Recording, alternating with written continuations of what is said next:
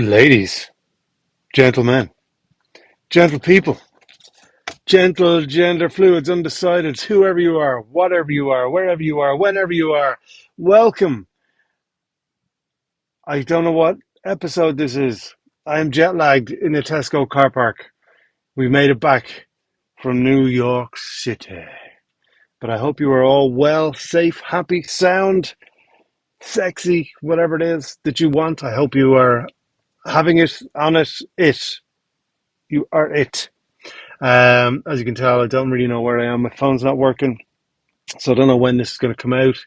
Currently doing the post-holiday Tesco collection, which is painful, with a cheeky Costa in my hand. Costa is the pool boy I brought home from America. There we are. We're back in the game. Um, so yeah, we just flew right back this morning. I don't know what time. Tried to have a nap and then ended up sleeping half the day. So I'm going to pay for that tomorrow. It is Sunday as we are speaking. So Monday is going to be hilarious. Let me just have a quick swig of beautiful Costa coffee while two junkies are watching me. You know I can't go without two junkies watching me. So yeah, what's been going on? Well, like it was interesting flying out, like doing a long flight because everything ran on time both ways. It's the short ones that build up and cause a problem, isn't it? So we flew to an airport about an hour and a half outside New York called Bradley International Airport. It's in Hartford, Connecticut. And that might be a cheeky trick if you wanted to go to New York, but you don't want to fly into JFK because it's insane.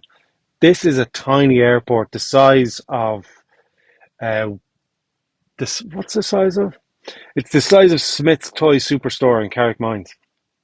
It's absolutely perfect. So yeah, did all the pre-clearance, yourselves, and then took off. What did I watch on the plane on the way? Well, I'm not a good flyer, so I had to watch something familiar. So I watched The Big Lebowski, just to get me in the mood. Got there, it was great, settled in, and then did the first gig in the New York stand-up comedy club, which is, I don't know. I think all these gigs I did were on the Upper East Side, whatever that means. Sounds sexy, but yeah, arrived and it's. Oh, I gotta go. Hang on one sec. Now,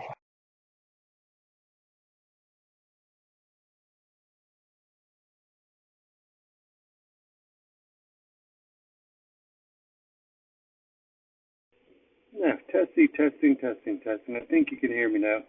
I have no idea what's happening. Um, there shouldn't be any music here. Now, I'm just gonna keep going here, guys. So, what was I talking about there? Stand up New York. I was talking about where it was, and then I realized I lost you all.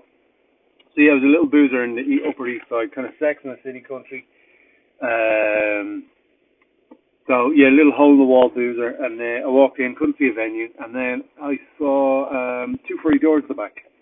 If I had a penny for every time, and the booker guy turned around and said, "Go through those doors, venues inside, have a seat." I was like, "Cool."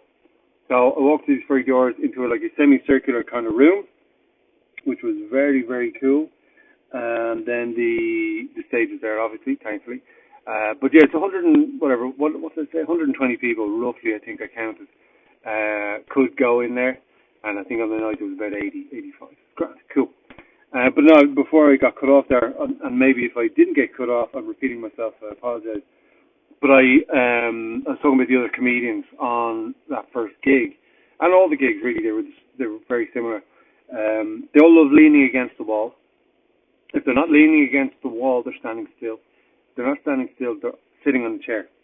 So they kind of see all these comedians on the documentaries kind of leaning against the wall, being cool, sitting in a chair, being earnest. Um, you know. No, I think we're back again. I apologize. Yeah, they're doing that. They were sitting in the chair, being all nice, earnest, and making serious points. But they were all and they're all very good, all brilliant. But they were all talking about the same stuff. So in all three gigs I did, they're all talking about, aside from the drop-ins, like who were grown-ups. No, that's it. I'm jet lagged, so that's my get out of jail free card for this podcast. But anyone who dropped in, there was people who were doing recording Netflix stuff in the same place the next day, and they were going into comic strip the next day for a weekend. So they were doing their kind of well crafted show, whereas some other people were kind of finding their way or whatever. So, but they were all talking about being in therapy. They were all talking about being children of divorce. They're all talking about the medication they're on, the new one. Well, there's Ritalin and Lexapro. I don't know what that is, but everyone's on it. And then they were talking about the end of every sentence is what the fuck. So yeah, that was interesting. The night in Stand Up New York, I put a clip up of my intro. And my intro is just basically me saying, "I'm from Ireland. I'm not a bad bitch." And without context, that makes no sense. But the lady before me was a big, strong woman. But every punchline was because I'm a bad bitch. And you kind of go, okay. Like the first couple, they're pretty funny. Well put. And then it's only me talking. It means nothing. They're going, oh yeah, that's pretty good, yeah. And then like 15 minutes of I'm a bad bitch. So I went up and I was like, I've been in the room with you. I have to let you know I'm from Ireland. I'm not a bad bitch. I'm an awkward bitch. So it's pretty funny. Got everyone on side. Like they perform their set as best as they can. They don't interact. Like they do some crowd work, but they try and stick to the script. So if something happens in the room, they can't navigate that, which is interesting. Something something we're quite good at over here. But that was the first gig. It was very nice way to break the ice. The train was great, but it's an hour and a half out of New York, Grand Central Station. It's an hour and a half out to where I was staying. But yeah, where was the next gig? The next Thursday, this second, I think. It was a mad day. So I spent the morning in the biggest morning show in Connecticut. That's where we were staying, called the Chaz and AJ Show. And randomly got in touch with them when I was there because the people we were staying with said you should listen to it, you'd like it. So I sent them an email because I couldn't get any gigs around Connecticut because they're all like they don't do kind of it's only pro shows. And they're like, yeah, grand, but we don't know you, so it'll be a year before we can get you in as a support. I was like, all right, well, I'm not doing that. And there's a lot of mad comedy clubs there too. So all these were in New York, but these guys are in the middle of Connecticut. Like there's a campus, like a lot of buildings just for radio stations. So it looks like Nakatomi Plaza. And I went in there, met the guys. It was only Chaz, who was very sound, and there was like producers around the building and stuff. I went in there, and initially I thought it was going to be like 10 minutes, something like you do here, but they asked me to sit in for the entire show. So got there 7 o'clock in the morning, which wasn't nice. I brought some Guinness as the Irish cultural ambassador. You got a big gosh the whole thing a little bit when you're over there, yourselves. Got in there, sat down. First time I met him was in the studio.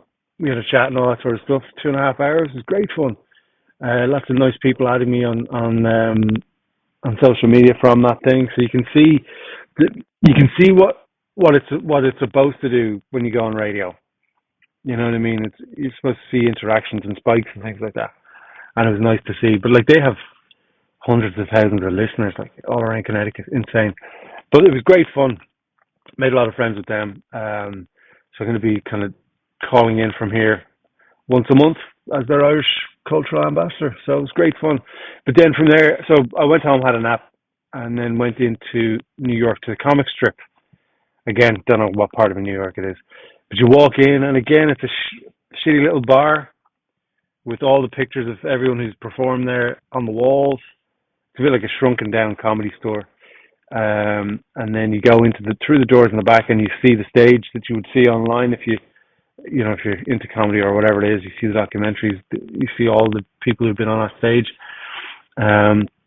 Nice full room, was jam packed. It was an early show, 5:30, so I don't know. I guess people just jumped in from work and then got their beer and headed straight in. But yeah, it was great, absolutely fantastic fun. Everything went well. They, a couple of Irish in there as well. Irish everywhere, which is great. Makes our job a lot easier. Yeah, well, I smashed it, and that was full. So I think there's about 200 people in that place, but it's a weird looking place. So it's like the back is dining tables, and then there's kind of the Vicar Street kind of style tables as you come up. So it's hard to tell, but they reckon there's about 200 people in there, which was cool. There was there was some walk in, someone who was in The Sopranos and Sex and the City. I didn't recognize her, but she looked a bit like I see now. I'm jet lagged, and I'm going to say something that's not nice, and I don't mean it that way. I just mean it as a how you can imagine this person. You know the way Madonna looks now. She looked like a little bit of an older version of that. With all due respect to everyone involved in that sentence, just to give you an idea, because you don't see people like that here. You know what I mean? Although I think we'll get there with the lips and all that sort of stuff.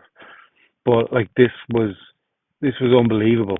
Like you kind of and look, hopefully she's happy and rich and all that sort of stuff. That's great. But well, no, she's not. Her whole set was about her going broke, which was interesting. But yeah, so you get people dropping in all sorts of stuff. But that was great. That was the first gig, 5:30 in the Comedy Strip. Great to have on the CV and have a couple of pictures and recorded the set. So it was great. And then where did we go from there? Oh yeah, we went to St. Mark's Comedy Club after that.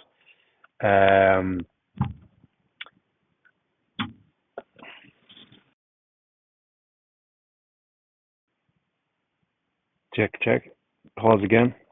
It was St. Mark's Comedy Club, which was I have no idea where in New York it is. Could have been anywhere.